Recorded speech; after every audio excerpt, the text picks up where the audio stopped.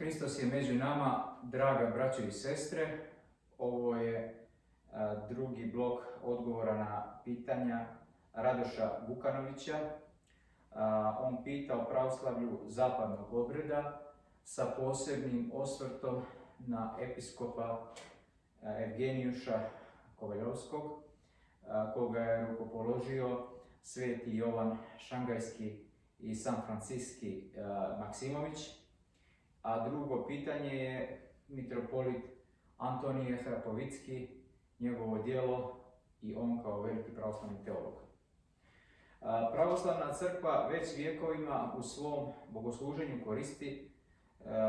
ona se koristi posebnim liturgijskim obredom koji obično nazivamo vizantijski. On spada u grupu istočnih obreda, u skopski, jermenski i ostale istočne obrede koje pravoslavlje skoro i ne koristi. Međutim, u pravoslavlju su postojali i postoje u maloj mjeri danas i zapadni obredi. Dakle, moguće biti pravoslavac, a služiti obrede na zapadni način. O čemu se radi? Prvo moramo znati da ne valja miješati vjeru i obred. Vjera i obred su dvije različite stvari. Od svog početka hrišćanska crkva, crkva pravoslavna, imala je jednu vjeru i isti sastav dogmi i vjerovanja i mnogo različitih obreda koja su izražavala tu vjeru. Sada ćemo prikazati kako je to izgledalo do 1054. godine. U prvom milenijumu hrišćanstva u crkvi su se razvili brojni obredi koje možemo podijeliti na istočne i na zapadne. Zapadni obredi nastali su u zapadnoj polovini Rimskog carstva, gdje su vladali latinski jezik i rimska kultura. Istočni obredi nastali su u istočnoj polovini Rimskog carstva i u okolnim zemljama kao što je Jermenija, Persija i Etiopija, gdje su vladali orijentalni jezici i kulture na čelu sa grčkim jezikom. Istočne obrede liturgičari obično dijele na antiohijsku i aleksandrijsku grupu. U antiohijsku grupu spada vizantijski obred, koji istorijski je postao jedini vladajući obred pravoslavne crkve. Što se zapadnih obreda tiče, možemo ih podijeliti na rimsku i galsku grupu. U rimsku su spadali rimski, Italija sa Sicilijom i afrički obred, rimska provincija Afrika, današnji Tunis, sjever Alžira i Maroka. U galsku grupu su spadali sljedeći obredi: galski, rimska provincija Galija, današnja Francuska, alpske zemlje i hrišćanske misije u Germaniji, odnosno današnjoj Njemačkoj, hispanski obred ili španski obred, kasnije nazvan mozarapski, Pirinejsko poluostrvo, keltski obred ili britansko ostrvo, ambrozijski obred, nazvan po svetom Ambrosiju Mediolanskom ili Milanskom, to je današnja sjeverna Italija. Ova razlika je bila ta da su obredi galske grupe bili slični istočnim obredima od obreda rimske grupe. Također, svi od ovih obreda imali su svoje lokalne varijante, koje su također bile nazivane obredima kao bragijski, sarumski, lionski, zagrebački, dominikanski itd. Prvi od ovih obreda nestao je afrički, islamizacijom i arabizacijom sjeverne Afrike u 8. vijeku. Keltski i hispanski obred su kasnije zamijenjeni rimskim, s tim da se hispanski ili mozarapski zadržao samo u katedrali grada Toleda u Španiji. Ambrozijski obred se jedini zadržao uz rimski i danas se njime služe u Milanskoj mitropoliji. Što se izvornog rimskog i izvornog galskog obreda tiče, razvoj je bio sljedeći. Prvo je car Karlo Veliki, on je odlučio da izvorni rimski obred umjesto galskog u svom carstvu implementira. Međutim, narod se teško s tim mirio, tako da je u Francuskoj nastala mješavina izvornog rimskog i izvornog galskog obreda i ta mješavina se pod nazivom rimski obred pod njemačkim papama u 11. vijeku je bila uvedena u zapadnoj crkvi. Dakle, 1054. godine zapadni obredi su bili ravnopravni pravoslavni obredi sa vizantijskim. Latinski jezik i latinično pismo bili su jezik i pismo zapadnih pravoslavaca i svi zapadni sveci sve do 1054. godine bili su i pravoslavni sveci. Tek velikim raskolom 1054. godine nestaje zapadnog pravoslavlja. Doduše, zapadno pravoslavlje ne nestaje naglo i potpuno. Sačuvali su se vjekovima neki izuzeci i nakon 1054. godine.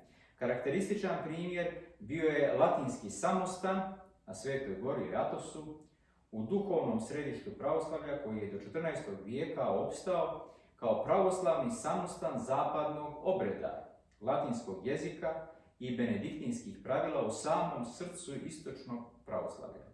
Treba reći da se pravoslavlje zapadnog obreda u južnoj Italiji, koja je bila pod vizantijskom vlašću, održalo do normanskog osvajanja 1071. godine, a definitivno je izbrisano sinodom u Bariju 1098. godine. Buđenje pravoslavlja zapadnog obreda počinje u 19. vijeku. Prvi je time započeo Julijan Josef Overberg, bivši njemački rimokatolički sveštenik, koji se oženio i nakon toga je kao laik bio primljen u pravoslavlje 1865. godine. U sklopu svog obraćenja on je zatražio od Ruske crkve i obnovu zapadnog pravoslavlja. Ruska crkva u početku je oklijevala, ali nije isključila takvu mogućnost. Overbeck se složio s time i uložio je dosta truda da bi ljude uvjerio u opravdanost svoje ideje obnove zapadnog obreda u pravoslavlju. 1866. godine izdaje o tome knjigu, a uskoro i pokreće časopis. 1869. godine podnosi Ruskoj crkvi molbu koju je potpisalo 122 ljudi. Godinu dana kasnije dobiva odobrenje i stvara prvu revidiranu zapadnu pravoslavnu liturgiju. Narednih godina Overbeck se intenzivno trudi na razvoju liturgijskih oblika zapadnog pravoslavnog bogoslužja. Pokušava privući starokatolike, te kritikuje zapadne obraćenike koji primaju prilikom obraćenja istočni vizantijski obred. Godine 1879. godine primio ga je i carigradski patrijarh Joakim III, koji 3 godine kasnije također odobrava njegov zapadni obred. Ipak njegovi napori nisu urodili plodovima, umro je 1905. godine, ne vidjevši pravoslavnu crkvu zapadnog obreda. 1890. godine u Granbury, Wisconsin, biva primljena u pravoslavlje prva parohija zapadnog obreda, no ona nije bila dugog vijeka jer uskoro odlaze sirijskim jakovitima. I ostale male zajednice koje su nakon toga primljene ili nemaju velikog utjecaja ili se gase ili proglašavaju nezavisnost od pravoslavne crkve. Godine 1926. godine primljeno je 10 zapadnih pravoslavnih zajednica u pravoslavlje u Poljskoj, a njihov se broj smanjio za vrijeme Drugog svjetskog rata. Do novog pokreta dolazi u Francuskoj u 20. vijeku 1936. godine. Ruska crkva prima malu skupinu pod vođstvom bivšeg biskupa liberalne katoličke crkve Louis Charlesa Winerta. On je dobio titulu arhimandrita i uzeo monaško ime Irinej i uskoro umro. No zajednica je opstala, te je nakon 1946. godine ona se počela služiti neogalskim obredom, napravljeno na osnovu ranih zapadnih misala i sakramenata galskog obreda iz prvog milenijuma hrišćanstva. Godine 1953. godine dolazi do pritiska unutar Ruske crkve da francuski pravoslavci zapadnog obreda prime istočni obred, što rezultira njihovim napuštanjem pravoslavlja. Nakon višegodišnje izolacije crkva je ušla u zajedništvo sa Ruskom zagraničnom crkvom. U to vrijeme crkvu vodi sveti Jovan Maksimović, ruski svetitelj. Nakon njegove smrti crkva se ponovo našla u izolaciji do 1972. godine, kada prihvaća jurisdikciju Rumunjske pravoslavne crkve. Sada u tom periodu sveti Jovan Šangajski rukopolaže Evgenijuša Kovalovskog, poljskog starokatoličkog svećenika, Znači rukopolaže ga u pravoslavnog episkopa, odnosno biskupa zapadnog obreda pravoslavne crkve, i on je to bio do smrti kao biskup, odnosno episkop Ruske zagranične crkve zapadnog obreda. Crkva zapadnog obreda danas postoji i u Antiohijskoj patrijaršiji i u Ruskoj zagraničnoj crkvi. Posljednji episkop jeste episkop Jeronim Šo, koji je penzionisan 2014. godine kao episkop Ruske zagranične crkve zapadnog obreda i episkop Manhattanski. Ipak dio crkava, oni su bili u zajedništvu sa Rumunskom pravoslavnom crkvom, dok je ostatak Francuske pravoslavne crkve završio van pravoslavlja. Godine 2006. godine 10 parohija ove odvojene crkve se vraćaju u pravoslavlje i neki idu u Srpsku pravoslavnu crkvu, ali tada su prinuđeni da primaju vizantijski obred. U Sjevernoj Americi pravoslavlje zapadnog obreda razvija se pod Svetim Tihonom, potonjim ruskim patrijarhom i mučenikom.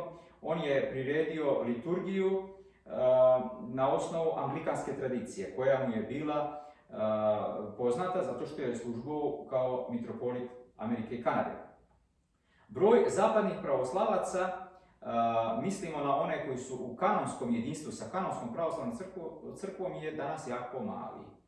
Pripadaju raznim jurisdikcijama, znači Antiohijskoj i, već smo pomenuli, Ruskoj zagraničnoj crkvi i lokalnim pravoslavnim episkopijama vizantijskog obreda, znači služe se obredima.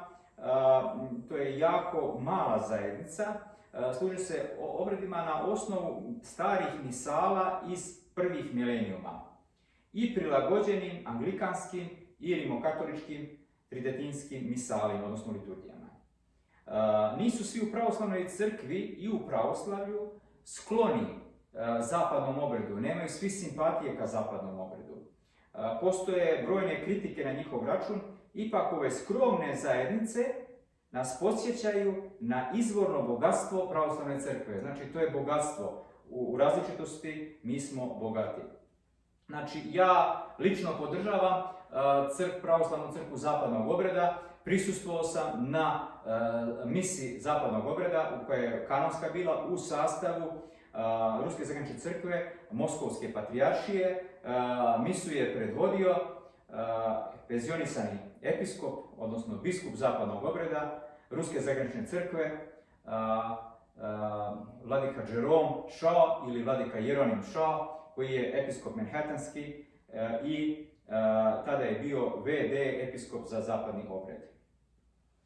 Sljedeće pitanje, mitropolit Antonije Hrapovicki kao teolog i veliki čovjek.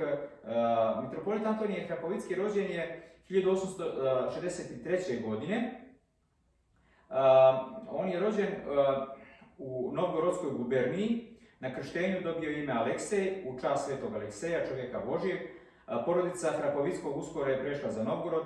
Vladika Antonije često je spominjao svoje dječje utiske o veličanstvenim bogosluženjima u drevnim svetinjama ovoga grada, gdje je 863. godine stvorena prva ruska država. Zatim porodica prelazi u Sankt Peterburg, gdje Aljošu mimo njegove volje upisuju u gimnaziju. Odmah po završetku gimnazije Aleksej Hrapovicki ostvaruje svoju želju i upisuje se u Petrogradsku duhovnu akademiju. Još kao briljantni gimnazijalac on postaje član mnogih religioznih kružoka, posjećuje javna predavanja, učestvuje u disputima na filozofske i vjerske teme. Nije slučajno da ga je takav život pratila legenda da je on u stvari prototip Aljoše Karamazovog, što je skromni vladika uvijek negirao. Samo 4 dana po završetku akademije 1885. godine Aljoša prima monaški postrig sa imenom Antonije u čast svetog Antonija Rimljanina, novgorodskog čudotvorca, i kao mladi jeromonah postaje iste godine profesor bogoslovije u gradu Holm na zapadu Rusije. Ova provincijska bogoslovija imala je ogroman značaj jer je bila u žarištu borbe za očuvanje pravoslavnog života. Mladi teolog Antonije pokazao je tada sjajni govornički dar, zapanjujuću erudiciju i naselomljivost odbrani pravoslavlja, pošto je ubrzo napisao magistarski rad Psihološki argumenti u korist slobodne volje i moralne odgovornosti. 1886. godine postaje docent u svojoj matičnoj akademiji. Povratak u prestonički Petrograd pruža mu priliku da bliže upozna mnoge značajne ličnosti svoga vremena, svetog Jovana Kroštanskog, filozofa i književnog kritičara, bliskog Dostojevskom, Oresta Millera, filozofa i pjesnika, Vladimira Solovjejeva, mladog pisca Dimitrija Mereškovskog i ostale. Već prvi pedagoški koraci mladog oca Antonija odmah su otkrili njegov stav: treba osvajati mlade teologe, upućivati ih da se rukopolažu i primaju monaški postrig. Jer ranije generacije svršenih bogoslova masivno su odlazili iz crkve na unosnije poslove. Zbog takvih svojih stavova i podrške studentima premještenih 1889. godine za rektora Moskovske duhovne akademije, gdje zatiče istaknute naučnike i istoričare crkve, Evgenija Golubinskog, filozofa, Viktora Kudrjaceva, istoričara Vasilja Kučevskog, i kao rektor i pedagog otac Antonije je u Moskvi iz korijena promijenio odnos profesora i studenata. Vrata njegovog rektorskog stana bilo su stalno otvorena za sve kojima je bio potreban savjet i koji su nosili u sebi neku sumnju ili nedoumicu ili jednostavno probleme materijalne prirode. Uz skromno posluženje, čaj i komad hljeba pružao im je ono što je jedino imao na potrebu: bogatstvo umne trpeze, iskrenost učitelja i nenametljive pouke i podrobna objašnjenja uz izuzetno poštovanje sagovornika, ma kako on mlad bio i ma kako on možda bio i neobrazovan. Taj odnos prema omladini i prema nevoljnicima vladika Antonije je sačuvao do kraja svog ovozemaljskog života, o čemu i danas mogu posvjedočiti neki karlovački bogoslovi. Većina od njih nisu živi, ali su živi oni koji su ih slušali. Tih godina u centru pažnje mladog naučnika oca Antonija su dogmatika i pastirsko bogoslovje. 1891. godine on pokreće i sam uređuje časopis Bogoslovski vjesnik, koji veoma brzo postaje jedan od najuglednijih pravoslavnih časopisa u teološkom svijetu. Ali on ne prati samo crkveni, već i društveni i kulturni život Rusije. To su godine zamaha i Tolstojevštine. Otac Antonije proučava njegove najnovije spise, U čemu je moja vjera, polemiše sa istaknutim piscem, čak ga i posjećuje u Moskovskoj kući, ulica Hamovnike. On je ostao je zapis Tolstojevih riječi da ga razumije jedino Antonije. Njegov duhovni autoritet, njegov ogromni utjecaj, ne samo u crkvenim krugovima, njegova velika borba za povratak institucije patrijarha koji je 1721. godine car Petar nezakonito ukinuo, odredivši da crkvom upravlja sinod na čelu sa ober prokuratorom, civilnim licem. Sve je to smetalo konzervativnim crkvenim državnim krugovima. Prvo je sklonjen iz Moskve i postavljen za rektora akademije u gradu Kazanj, a 1887. godine izabran za episkopa i ubrzo hirotonisan za episkopa u gradu Ufa u Uralu. Tako je stavljena tačka na 15-godišnji pedagoški rad mladog profesora i rektora Antonija, koji je ne samo u ruskoj nego u drugim pravoslavnim crkvama darovao blizu 50 episkopa, stotine i stotine monaha i sveštenoslužitelja i otpočeo episkopski period života vladike Antonije koji je trajao 36 godina do upokojenja u Sremskim Karlovcima. Rad u siromašnom kraju u obroncima Urala pokazao je i velike misionarske sposobnosti vladike Antonija. Za kratko vrijeme broj parohija se u eparhiji udvostručio. U vrijeme njegovog episkopovanja, zbog suše i nerodice, zavladala je širom Rusije glad i tada se ispoljila u punoj mjeri još jedna divna osobina vladike Antonija koja će krasiti njega tokom cijelog života: milosrđe i neprekidna želja da se pomaže svim nevoljnicima. Kada zavlada glad, episkop Antonije naredio je parohijskim sveštenicima, naročito monasima, da obilaze najugroženija mjesta i dijele hranu iz manastirskih rezervi. To je njegovo bezgranično milosrđe ostalo zapamćeno i dok je bio u Srbiji, gdje je vladika Antonije proveo posljednjih 15 godina svog ovozemaljskog života. Može se sada reći, preskočivši 20 godina, da ispričamo poznatu anegdotu upravo za tu osobinu vladike Antonija, koju mnogi bi znali da zloupotrijebe. Sada ima dosta tih anegdota o njegovom životu. Moramo spomenuti jednu ličnost koja je neodvojiva od vladike Antonija, to je njegov monaški sluga, kelejnik Teodosije, bivši iskušenik Kiovo-Pečerske lavre, Fjodor Melnik, popularni vladičin Feđa, potonji arhimandrit, starešina carske lavre, visoki dečani. On se vratio iz rata gdje je bio artiljerac, dodijeljen je kao kelejnik, ali više ne kao fizička zaštita, nego u zlokudna vremena, već tada mitropolitu Antoniju Kijevskom da ostane uz Avu, odnosno uz arhijepiskopa do kraja njegovog života kao monah, iguman i arhimandrit. Episkop Antonije nije dugo ostao u Ufi, energičan, briljantan, polemičar, bio je veoma obrazovan, bio je potreban u zapadnim krajima Rusije. 1902. godine postavljena za episkopa Volinskog i Žitomirskog, to je današnja Ukrajina, gdje ostaje punih 12 godina.